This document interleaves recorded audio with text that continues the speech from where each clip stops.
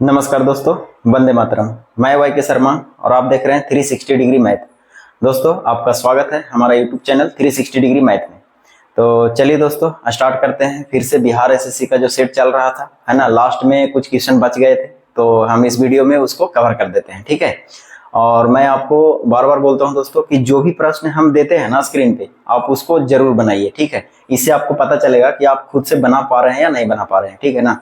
अगर आप बना पा रहे हैं और नहीं भी बना पा रहे हैं ना, तो कोई चिंता करने की जरूरत नहीं है, बिल्कुल बनेंगे। बस थोड़ा सा प्रैक्टिस करते रहना है, ठीक है। तो चलिए स्टार्ट करते हैं। देखिए, आज का जो पहला प्रश्न है वो कुछ इस तरह से है। कहा है पाइप एल एक पुल को 30 घंटे में और पाइप एम इसे 45 घंटे में भर सकता है। यदि दोनों पाइपों को एक साथ खाली पुल में खोल दिया जाए तो उसे भरने में कितना समय लगेगा। तो बिल्कुल सिंपल है दोस्तों, है ना। इसमें कुछ करने की जरूरत नहीं था। पाइप एक एल है और एक एम है। इसने कहा कि 30 घंटे में हम पुल को भर देंगे और इसने कहा कि 45 घंटे में हम पुल को भर देंगे। तो आइए, कहा कि जब पुल खाली होगा तो दोनों मिलके कितने समय में भरेंगे। तो मैंने आपको बताया है कि टाइम एंड वर्क वाला याद कीजिए। Same process time and work का जो होता है, सेम प्रोसेस पाइप टंकी में भी होते हैं। बस खाली ध्यान रखना ये बात है कि यहाँ पाइप टंकी है, भरेगा और खाली होगा, वहां काम को किया जाएगा। तो मैंने बताया था कि कोई x दिन में काम करता है, उसी काम को y दिन में करता है, दोनों मिलकर कितने में करेंगे, तो x गुना y बटा x प्लस वाई। कुछ चीजें जो होती है ना दोस्तों, आप याद करेंगे ना तो डायरेक्ट आपको बनेगा। ज्यादा आपको इसका क्षमता निकालने की जरूरत ही नहीं पड़ेगा, डायरेक्ट आपको समय दे देगा, ठीक है। तो आइए इसी पर जरा इस पर हम बना देते हैं, क्या दिक्कत होने वाला है ना। देखिए, इसको क्या करना था, 30 गुना, यानी कि दोनों को खोलने के बाद दोनों का टोटल समय कितना लग जाएगा, तो 30 गुना 45 बटे के 45 और 30 ऐड कर दीजिए तो हो जाएगा 75। इसको काट सकते हैं, 15 तिया 45, 15 पचे 75, 6 पचे 30 और 6 तिया 18, यानी कि 18 घंटे लगेंगे दोनों को खोल दिया जाने पर, है ना। पुल जो है 18 घंटे में भर जाएंगे। तो आप ऑप्शन चेक कर सकते हैं कौन सा होना चाहिए। देखिए, ऑप्शन नंबर ए करेक्ट होगा, ठीक है। तो कोई समस्या नहीं होना चाहिए, इसे बहुत आसान प्रश्न है ना। देखिए, अगला प्रश्न है, बनाइए उसको।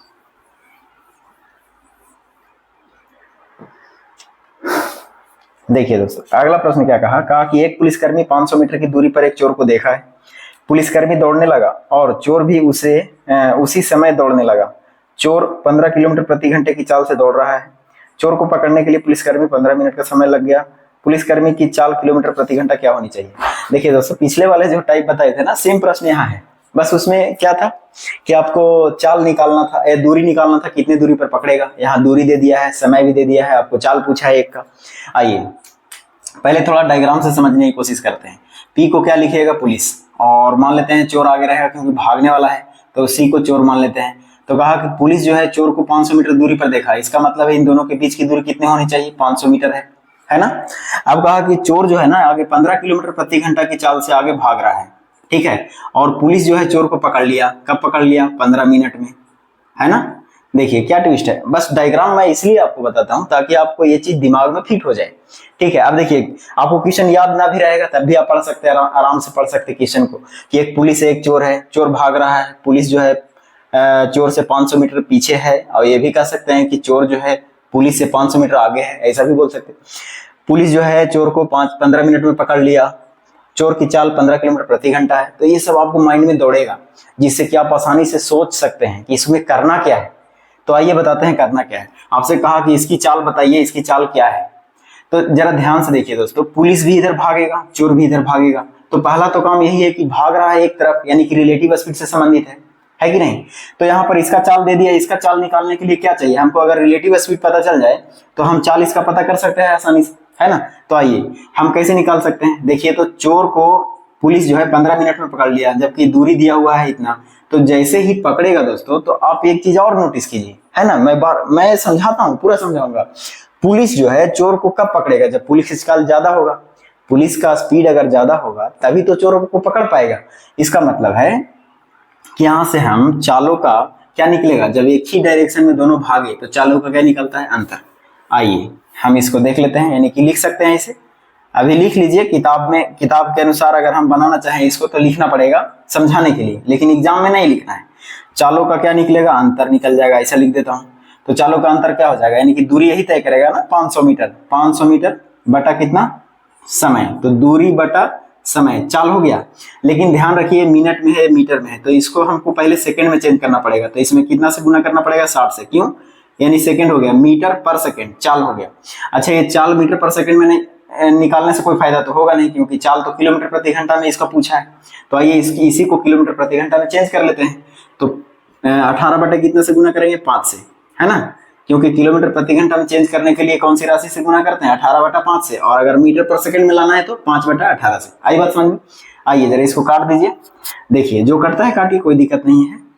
देखिए 1 0 से 1 0 तो खत्म हो जाएगा। 6 से कटेगा, 6 तिया 18 3 बार में, और ये भी कट जाएगा 5 तिया 15 5 बार में। 5 5 25 कट जाएंगे, है ना, 25 दूनी 50 यानी कि 2। आई बात समझ में? यानी कि देखिए चालों का अंतर कितना है? 2 किलोमीटर प्रति घंटा। ध्यान से समझिए, अब यहीं पर आंसर है, ज्यादा दूर कहीं नहीं जाइए। चालों का अंतर क्या आया? 2 किलोमीटर प्रति घंटा। इसका मतलब है कि 15 किलोमीटर में अगर हम 2 किलोमीटर जोड़ेंगे तभी तो पुलिस की चाल आएगा।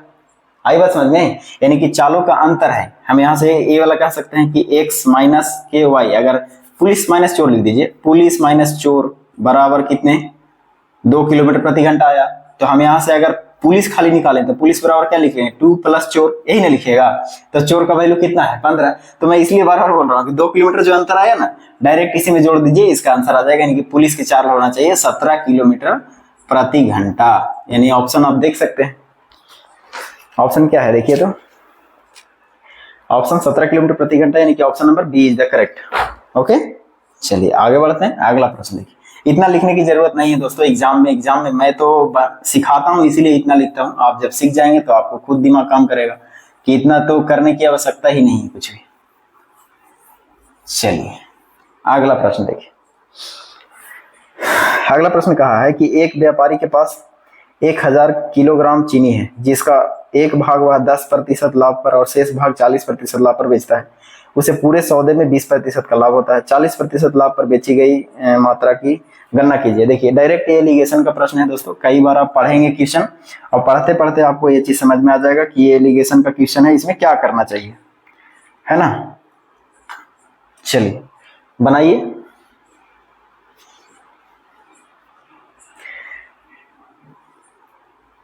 आइए बनाते हैं। देखिए कहा कि एक किसान है, उसके पास मान लेते 1000 केजी चावल है। चावल बोला, गेहूं बोला, क्या बोला देख लीजिए, है ना, चीनी बोला है, यानी 1000 केजी चीनी है। तो कहा कि इसमें से कुछ भाग अलग अलग तरीकों से बेचा है।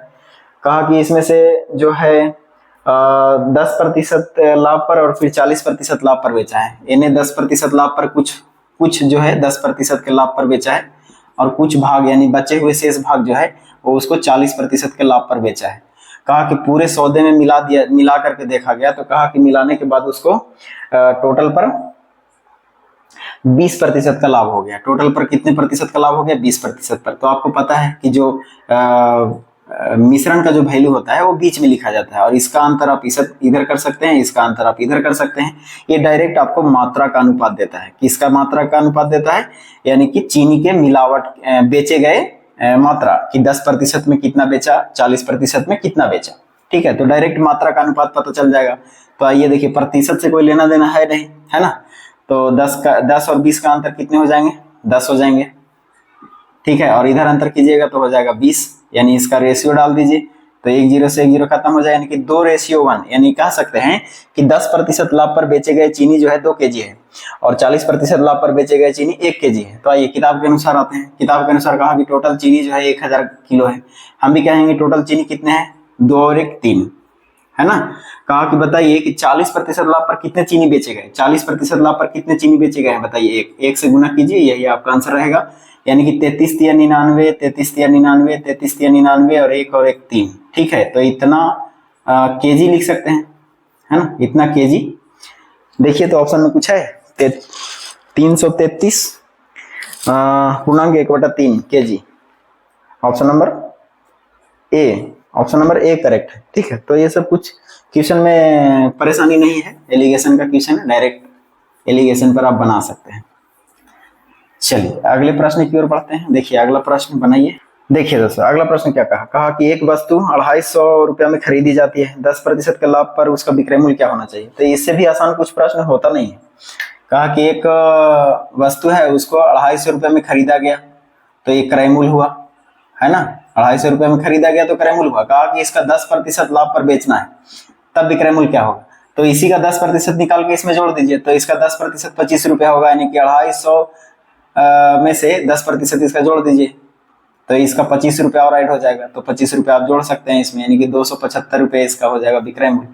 यही आंसर होना चाहिए। इसमें क्या रखा है, कुछ रखा है, मैं क्या करूं उसमें, है ना। देखिए बिल्कुल दो ऑप्शन नंबर ए सही होगा, है ना।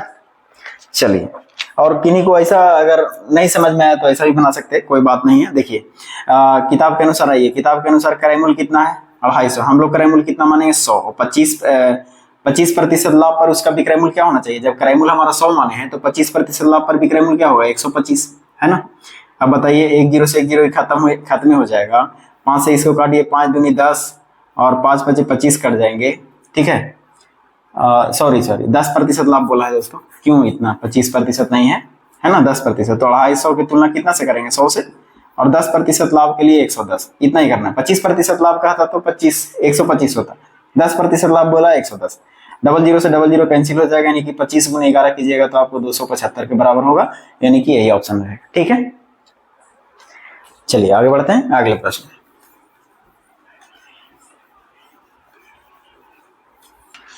देखिए अगला प्रश्न कहा है कि एक ये फ्रैक्शन के रूप में दिया गया है ना। देखिए भिन्न के रूप में दिया, इसको थोड़ा समझते हैं अच्छे से। 1/2 प्लस के 1/3 प्लस 1/1 प्लस 1/4, इतना ही है। देखिए कहा कि बताइए, इसको सोल्यूशन करके बताइए कि ये बहुत अच्छा प्रश्न है, ऐसा प्रश्न मैक्सिमम एग्जाम में आपको देखने को मिलेगा। तो इसमें क्या है, रूल क्या होना चाहिए, है ना। ऐसे प्रश्न अगर आपके सामने आता है तो इसका क्या रूल होना चाहिए। तो कई लोग तो इसमें देखते हुए जो स्टूडेंट को इसके बारे में पता नहीं रहेगा तो वो तो पूरी तरह से इसको छोड़ ही के चले जाएंगे, क्योंकि ऐसा भी तो कभी देखा नहीं। कोई बात नहीं देखे तो मैं आपको बताता हूँ। देखिए ये जो ऐसे भी इनको सोल्यूशन करने के लिए नीचे से ऊपर जाया जाता है, ठीक है। नीचे से आप ऊपर जाइए, पहला अवस्था मैं बताता हूँ, फिर आपको कैसे बनाना है एग्जाम में वो भी बताता हूँ। तो पहले अवस्था में इसका सोल्यूशन नीचे से ऊपर करेंगे। बताइए इसके नीचे 1 है तो 4 एकम 4 4 1 5, यानी कि यहाँ का टोटल का जो वैल्यू होना चाहिए वो कितने होने चाहिए 5/4, ठीक है। तो इतना बराबर हम डायरेक्ट हटा रहे हैं इसको और यहाँ 5/4 लिख रहे हैं, तो 4 ऊपर चला जाएगा, है ना। तो यहाँ पर ये टोटल वैल्यू 4/5 हो जाएगा, तो इसका हम टोटल वैल्यू 4/5 लिख सकते हैं। आई बात समझ में। अब देखिए इसके नीचे 1 है ना, तो 5 दिए 15, 15 4 19, है ना। 19/5 हो रहा है तो 5 ऊपर चला जाएगा, 19 नीचे आएगा, तो हम टोटल के वैल्यू के बराबर 5/19 लिख सकते हैं, 5/19, ठीक है। अब बताइए 19 दूनी कितने होते हैं 38, है ना। 38 और 5 कितने हो जाएंगे, तो 38 और 5 हो जाएगा 43, है ना, 43, और 43 बटा के क्या लिख सकते हैं 19। तो ये टोटल वैल्यू जो है वो 43 बटा के कितना है 19। अब देखिए ये 19 ऊपर चला जाएगा, यानी कि हो जाएगा 19 बटे के कितना 43। ये आपका क्या होना चाहिए, आंसर होना चाहिए, ठीक है। बन गया ना, एक ही लाइन में बन गया। तो हम कहते हैं कि अगर आप नहीं करना चाहते हैं तब कैसे करना है, आइए जरा उसको सिखाते हैं। देखिए अभी क्या था, इसको लिख लेते हैं 1 बटे के, है ना, कितना था 2 प्लस 1 बटे के 3 प्लस 1 बटे के 1 प्लस 1/4, यही था ना। तो अगर आगे दिन से अगर कभी भी ऐसा प्रश्न पूछे तो आप कुछ नहीं करना है। देखिए लास्ट का वैल्यू क्या है 1 और 5, तो आप 1 और 4 है ना, तो लास्ट का भिन्न 1 और 4 लिख लीजिए ऐसे, और जितने भिन्न आगे में बचा हुआ है ये वाला डिजिट सिंगल डिजिट का 1 2 3, तो यहाँ पर आप सुविधा के लिए 2 3 1 ऐसा लिख लीजिए ताकि आपको बाद में समस्या ना हो, और 3 डॉट यहाँ ऐसे मार लेना है, ठीक है ना। अब क्या करना है कि बारी बारी से गुना करके प्लस करके जोड़ना है। पहले जो संख्या 4 है ना, 4 में 1 से गुना कीजिए और इसके पीछे वाला जोड़िए, तो 4 गुना 4, 4 में 1 से 4, 4 और 1 5, यानी कि 5 यहाँ लिखेंगे, ठीक है। अब ये खत्म हो गया ना, अब इसको इसमें गुना करेंगे, इसके पीछे वाला जोड़ेंगे, तो 5 दिया 15 4 19, यानी यहाँ 19 हो गया। अब इसको ये खत्म हो गया, यानी कि इसमें इसे गुना करेंगे और इसके पीछे वाला जोड़ेंगे, तो 19 दूनी 38 और 5 43, ठीक है 43 हुआ। तो जो 43 आ रहा है ना, ये लास्ट वाला संख्या को इससे पहले लिख देंगे, यानी कि यहाँ 43, यानी ये आपका आंसर होना चाहिए, ठीक है। तो आप देखिए यहाँ भी आंसर वही आया, यहाँ भी आंसर वही आया, तो यानी कि ऑप्शन नंबर आप मिला लीजिए 19/43, ऑप्शन नंबर बी सही है। आई बात समझ में। तो मजा आ गया ना। तो ऐसे प्रश्न में कोई समस्या नहीं है, बस ध्यान पूर्वक देखना है, ठीक है। चलिए, और वीडियो थोड़ा अच्छा लगता है दोस्तों तो शेयर भी कीजिए, है ना, और लाइक कीजिए, कमेंट भी कीजिए। ऐसे मैं मैक्सिमम बोलता नहीं हूँ कमेंट करने के लिए, लाइक करने के लिए, ऐसा, क्योंकि मुझे ये ठीक नहीं लगता। आप लोग को लगता है अच्छा वीडियो लग रहा है तो थोड़ा कमेंट कर दीजिए, नहीं तो लाइक कर दीजिए, शेयर कर दीजिए वीडियो को। और अगर आपको अच्छा लगा और ज्यादा तो थोड़ा सब्सक्राइब कर लीजिए चैनल को, ठीक है। और कुछ नहीं बोल सकते दोस्तों, है ना। आप सबका प्यार इतना ही काफी है मेरे लिए। चलिए अगले प्रश्न देखिए। अगला प्रश्न भी कुछ इसी तरह से है, ठीक है ना। तो उतना ज्यादा इसमें कुछ समस्या है नहीं। कहा है कि 32%, है ना, किसी राशि के 32% के 40% का 60%, 432। इसमें क्या करना है दोस्तों, मैं ठीक है थोड़ा सा बढ़ा देता हूँ, बाकी आप कर ले सकते हैं इसको। कहा किसी राशि, तो किसी राशि का मतलब क्या हुआ, मान लेते हैं कोई एक्स राशि है ना। तो एक्स राशि का 32%, तो 32% का मतलब क्या, 32/100, और गुना, फिर कहा के 40%, तो इसका के मतलब क्या, गुना 40% का मतलब 40/100, और फिर इसका 60%, मतलब इसका भी 60%, है ना, बराबर कहा कि जो है 432 के बराबर है, 432 के बराबर। तो इसमें क्या समस्या था, मैं क्या मानूं इसको। देखिए सभी मल्टीप्लाई में है दोस्तों, चाहिए तो आप इसको काट काट कर सकते हैं, ठीक है, और बाद में इसको गुना भी कर सकते हैं। तो मैं एक लाइन बढ़ा देता हूँ, बाकी आप कर सकते हैं इसको आसानी से, कोई दिक्कत नहीं है। इसको बढ़ा दीजिए तो हम नीचे वाला जो वैल्यू है ऊपर गुना हो जाएगा, नीचे वाला ऊपर वाला सभी नीचे आ जाएगा, है ना। तो आप यहाँ से कर लीजिए इसे, 432, है ना, गुना के 100, गुना के 100, फिर गुना के 100, और बट्टे के क्या हो जाएगा, ये नीचे आ जाएगा सभी, 32 गुना 40 गुना 60, ठीक है। तो आप ये घर पे काटा छाटी करते रहिए आराम से, कोई दिक्कत इसमें नहीं होगा, ओके। चलिए अगले प्रश्न की ओर बढ़ते हैं, है ना। आइए अगला प्रश्न देखिए। 5.4 है और इसका क्यूब है, और माइनस में है 0.064, ठीक है। तो अच्छा देखिए, और नीचे जो लिखा है वो 5.4 का होल स्क्वायर किया, और माइनस में, है ना, क्या लिखा, प्लस में लिखा होगा, क्योंकि प्लस में ही फॉर्मूला आते हैं। प्लस में 2.16 और प्लस के 0.16। देखिए जब भी ऐसा प्रश्न आ जाए ना, तो आप एक चीज तो आप ध्यान में रख करके ही चलिए कि कभी भी अलजेब्रिक वाला जो क्वेश्चन आ जाए तो कहीं ना कहीं ये फॉर्मूला सेट होने वाला है। तो जब सेट होगा फॉर्मूला, तो बस फॉर्मूला को ही ध्यान में रखना है, बाकी ये सिंपल कैलकुलेशन में मत जाइए। इसका क्यू निकालिए, फिर इसको भागा दीजिए, जोड़िए घटाओगे, बड़ी मुश्किल काम हो जाएगा, ठीक है। तो कहीं ना कहीं डायरेक्ट आपको ये फोकस करा रहा है कि आप फॉर्मूला पर जाइए, ठीक है। तो आपको देखिए ये क्यू और माइनस के बी क्यू, क्या मैं इसको बी क्यू लिख सकता हूँ, किसी तरह से बना सकता हूँ क्या, तो आप इसको लिख सकते हैं। देखिए मैं इसका डायरेक्ट सॉल्यूशन देता हूँ, 0.4 इसका क्या होगा, क्यूब, है ना, इसका वैल्यू हम इतना लिख सकते हैं। तो डायरेक्ट ए क्यू माइनस के बी क्यू हो गया। इसका मतलब क्या होगा कि नीचे ए क्यू माइनस बी क्यू का फॉर्मूला ही रहेगा, तो ये पूरा कटने वाला है सभी, ठीक है ना, पूरा कटने वाला है, खाली लास्ट में बचेगा ए माइनस बी, ठीक है। तो ए माइनस बी, क्योंकि आपको फॉर्मूला होता है A minus B into A square plus A B, है ना, A square plus A B plus के बी स्क्वायर, ठीक है, ये फॉर्मूला होता है। तो ये नीचे वाला पूरा कट जाएगा, ये वाला फॉर्मूला देखिए ये पूरा सेट है, तो ये खत्म हो जाएगा, ठीक है, ऊपर में तो बचेगा ए माइनस बी खाली, तो ए माइनस बी ही लिखना था खाली, आपका आंसर आ गया। तो ए ये हो गया, बी ए वाला हो गया, यानी कि 5.4 माइनस के 0.4 सॉरी दोस्तों। तो 5.4 माइनस 0.4 कितना लिखिएगा बताइए, 5, यानी कि यही आपका ऑप्शन रहेगा। यानी कि आंसर नंबर आप देख सकते हैं कौन सा होना चाहिए, देखिए कहाँ गया,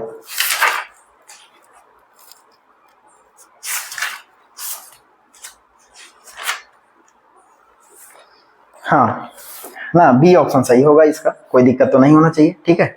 चलिए अगले प्रश्न की ओर बढ़ते हैं। देखिए अगला प्रश्न देखिए। तो ऐसे प्रश्न में आप फॉर्मूला ही ध्यान रखिए, ज्यादा कैलकुलेशन की ओर नहीं जाना है ना।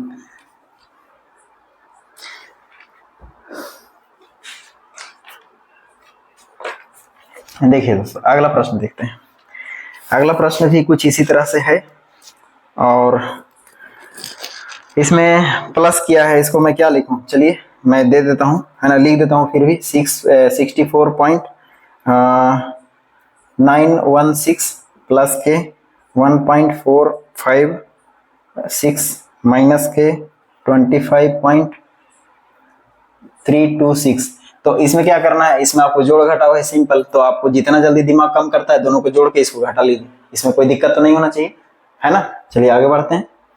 चलिए अगला प्रश्न, अगला प्रश्न देखिए। अगला प्रश्न फिर से ये है अलजेब्रिक का ही दिया हुआ है। कहा कि 0.04 0.064 प्लस के 0.027 बट्टे के 0.16 माइनस 0.12 और प्लस के 0.909, ठीक है। तो कहा कि इसका मान बताइए। देखिए दोस्तों, फिर से मैं क्या बार बार वही बोल रहा हूँ ना कि फिर से जैसे ही इस तरह का वैल्यू दिखे आपको डायरेक्ट दिमाग लगाना है फार्मूला पर, क्यों कोई ना कोई एक फार्मूला ऐसा रहेगा जो इस पे सेट रहेगा। तो देखिए, तो कोई ऐसा अलजेब्रिक फार्मूला पर सेट हो रहा है क्या? तो हम इसको देखिए तो यहाँ से लिख सकते हैं ना, इसको क्या लिख सकते हैं बताइए, यानी कि 0.4 का क्यू लिख सकता हूँ, है ना, और प्लस हो जाएगा 0.3 का क्यू लिख सकता हूँ। तो ए क्यू प्लस के बी क्यू हो गया। इसका मतलब है कि नीचे जो है वो वैल्यू जो पूरा दिख रहा है वो ए क्यू प्लस बी क्यू के फॉर्मूला पर ही सेट होगा।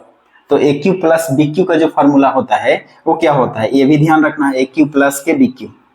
तो ए क्यू प्लस के बी क्यू का फॉर्मूला जो होता है वो होता है ए माइनस के बी, है ना, A minus B into A plus के बी और into A square minus A B और प्लस के बी स्क्वायर, ठीक है। तो ए क्यू प्लस के बी क्यू का ये फॉर्मूला होता है। तो आप जब इस पर ध्यान देंगे तो देखिए ये वाला जो फॉर्मेट है ना ये पूरा दिख रहा है, ये वाला, ठीक है। कैसे दिख रहा है, तो देखिए ए स्क्वायर, यानी कि इसका अगर ए मानते हैं 0.4 को तो ए स्क्वायर कीजिएगा तो इतना हो जाएगा, माइनस के ए बी, तो माइनस के ए बी देखिए तो इसको गुना कीजिए 4 या 12 यानी कि 0.12, ठीक है। और प्लस के बी स्क्वायर देखिए ये बी है तो 0.3 का होल स्क्वायर कीजिएगा तो 0.09 होगा, यानी पूरा के पूरा ये कटने वाला है दोस्तों, ऊपर से नीचे पूरा कटने वाला है।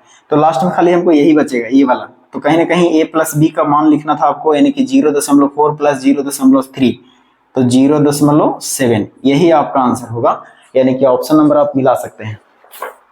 देखिए ऑप्शन कौन सा होना चाहिए इसमें, कहाँ गया, 0.7 कहाँ है, देखिए ऑप्शन नंबर डी है ना, डी करेक्ट होगा, ठीक है। तो चलिए आगे बढ़ते हैं अगले प्रश्न पे।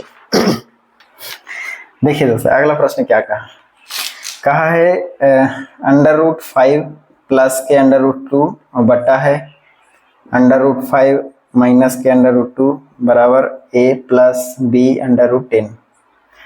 तो कहा कि ए और बी का संभावित मान क्या होना चाहिए। देखिए ऐसा प्रश्न आता है ना, आते के साथ एग्जाम में जो स्टूडेंट हो छोड़ के भाग जाते हैं, ए और बी बाप रे इतना बड़ा दे दिया है ना, अब इसको परमीकरण करेंगे क्या करेंगे, दिमाग खराब होगा, ठीक है।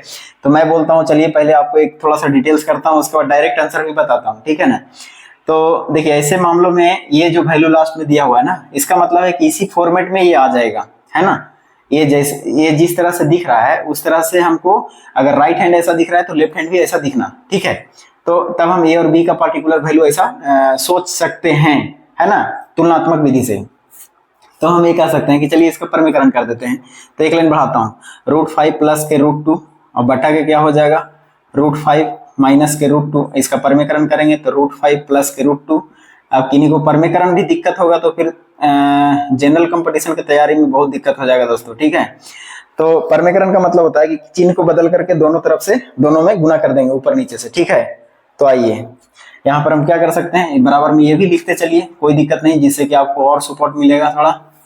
आइए इसका हम देखें तो ए अगर इसको मानते हैं, इसको बी मानते हैं और ए होगा बी होगा, तो कहीं ना कहीं कि ए प्लस बी यानी कि टोटल का होल स्क्वायर लिख सकते हैं। तो √5 प्लस के √2 का होल स्क्वायर लिख सकते हैं। तो डायरेक्ट कर दें, डायरेक्ट करते हैं तो ए स्क्वायर यानी कि 5 प्लस के बी स्क्वायर होगा 2 प्लस के 2ab होगा तो 2√10 हो जाएगा, है ना। 2ab का मतलब क्या, 2√10। आइए नीचे इसका वैल्यू देखिए, ए और बी है, ए और बी है, इसका मतलब ए प्लस बी और ए माइनस बी और ए प्लस बी है।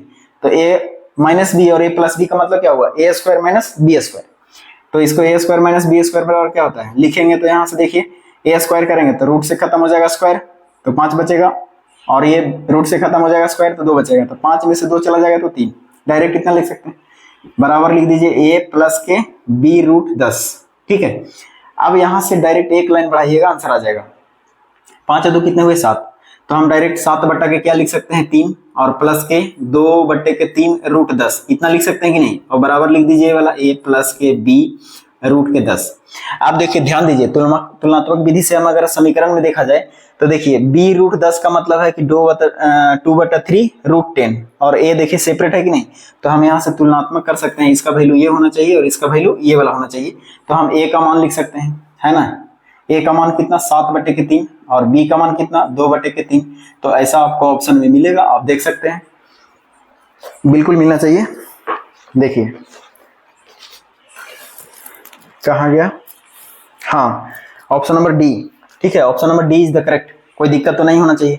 और जब इतना समझ, देखिए इतना परिमीकरण करने के बाद आपको एक चीज समझ में आया, क्लास में इतना आया, इसका मतलब यहीं पर आपको देख सकते थे ध्यान से कि देखिए ये वाला परिमीकरण करेंगे तो ऊपर जाएगा, यानी कि a प्लस बी का होल स्क्वायर होने वाला है, और ये a square minus B square होने वाला है, तो डायरेक्ट आप यहीं से 5 और 2 कितने हुए 7, यानी कि 7, और नीचे देखिए इसका अंतर कीजिएगा तो कितना होगा 3, तो 7/3, तो एक पहला का वैल्यू आ ही गया।